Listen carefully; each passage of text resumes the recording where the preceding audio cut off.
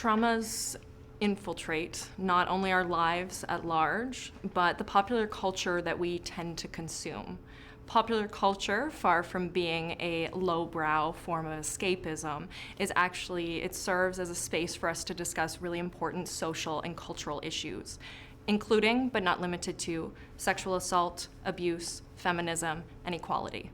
You might be wondering, what does all of this have to do with King Arthur? And I'm going to tell you everything.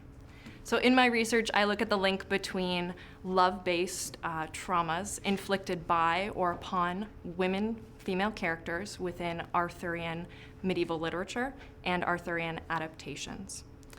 So some adaptations of King Arthur that you might be familiar with include Disney's The Sword and the Stone, T.H. White's Once and Future King, Mark Twain's A Connecticut Yankee in King Arthur's Court.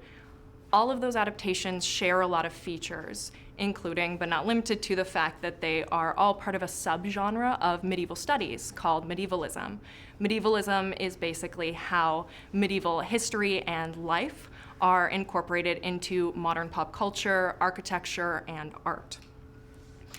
They also share something else, though, those adaptations that I told you about. Those adaptations are all male-centric. Surprisingly, this isn't surprising actually, because the source material for those adaptations tends to be Sir Thomas Malory's Le Morte d'Arthur.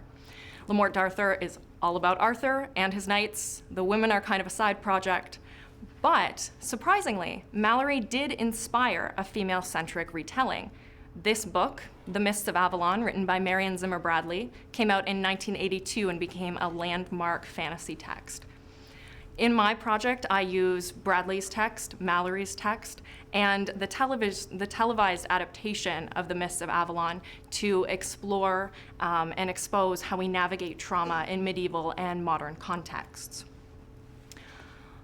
I also I used these ideas to explore trauma, particularly because I chose these particular texts because Malory and Bradley themselves have a spotted history. They are alleged abusers themselves, and I decided that in the wake of movements of accountability like Me Too and the activism and accountability that's coming forward, that a critical engagement with these texts was demanded and due.